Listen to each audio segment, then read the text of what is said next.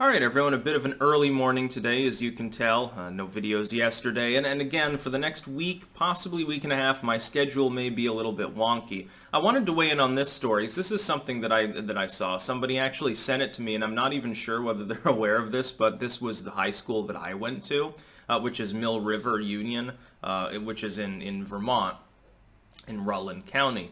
And I guess after a fairly tense exchange between people who supported and opposed the idea, they decided to fly the Pride flag and the BLM flag.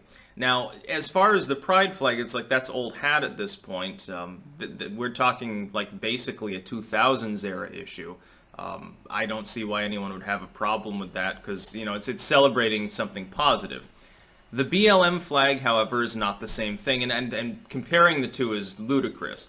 And here's why I'm upset that the high school that I went to would do this. I expect a lot from people at Mill River, from the teachers, the students, the people that run it, because I went there myself and saw that it is a fundamentally good school filled with people who are generally fairly intelligent. There's a reason why it's consistently ranked as one of the best Vermont schools, and Vermont has a world-class educational system. That's why we pay through the nose for it. We pay for a world-class educational system, then everyone leaves to go get jobs in a North Dakota oil rig or something. Only less than half of the graduating class I'm from is still in Vermont. We should probably address this problem someday, but I know that it never will be. But I'm thinking about this.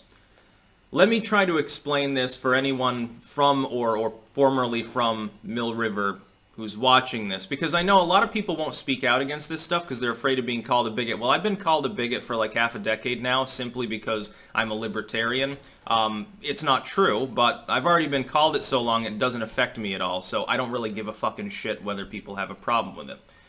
As far as BLM goes, BLM, the organization, and Black Lives Matter, the concept, are two totally different things.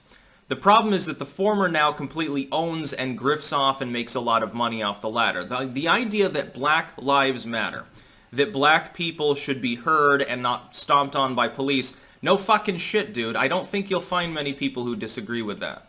I oppose police brutality too, not in small part because I believe in true police reform, because I'm a libertarian. I don't think anyone should be brutalized by the police. I don't think that the police need military-style hardware. I think civilians do. I just don't think the police need to be using it in an official capacity. They want to have it at home when they take the badge off. Go get a Tommy gun. That's perfectly fine with me, by the way.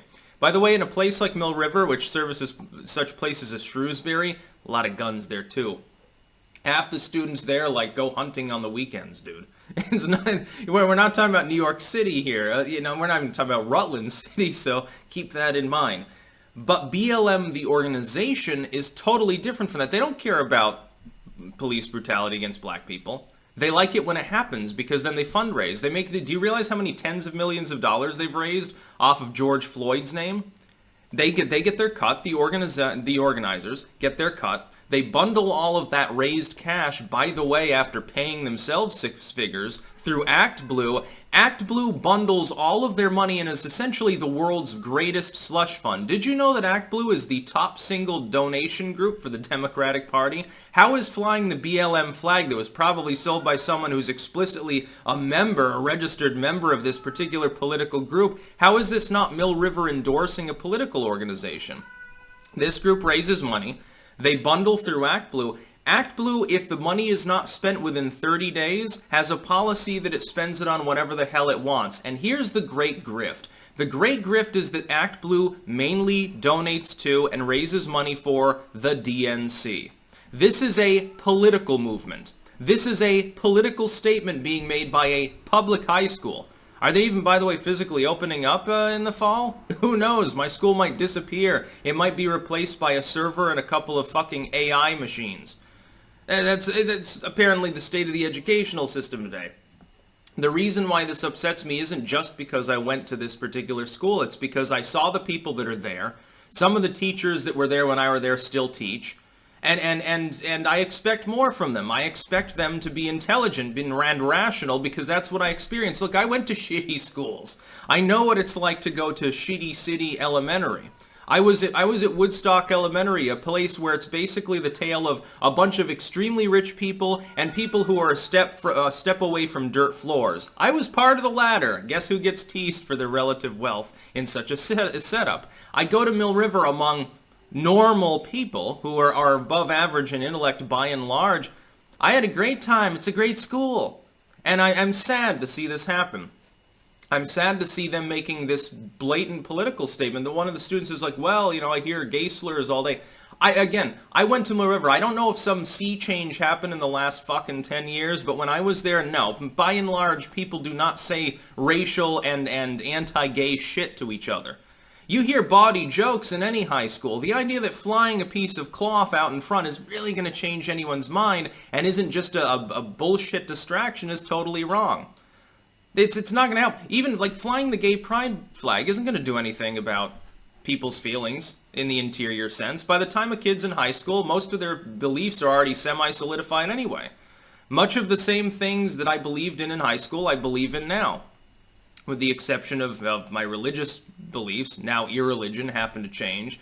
I became more pro-gun, and then I made money, so I became more anti-tax because I saw how hard you really do get screwed chocolate style by Uncle Sam when you make a paycheck. Other than that, though, my views really aren't any different. I'm not politically correct. I don't give a shit about, you know, anything really that other people are doing unless it victimizes me. If you're gay, that's okay. If you're black, that's fine. No, there shouldn't be police brutality. And BLM is a grifting, opportunistic organization. The problem is that there's a veneer, a facade. It's sort of like when they say, well, Antifa's just an idea. Okay, anti-fascism itself is. Antifa is a movement.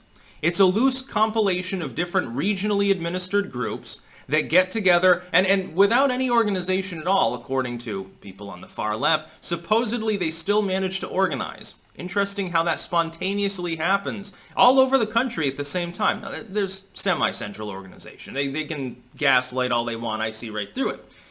The same is true with BLM. Black Lives Matter as a slogan is their veneer. To shield themselves, the insinuation is, well, you don't support BLM, well, then you want black people to die. No, I support Black Lives Matter, the idea. I do not support Black Lives Matter, the group. The people that run it have self-proclaimed themselves as Marxists. I think it's unacceptable for a public high school to be politicized in that manner. If you were to try to fly the Christian flag or the flag of Trump flag or something out in front of Mill River, you'd have 1,000 people protesting right now. So why is it that the people of this community aren't doing more to try to force them to change this?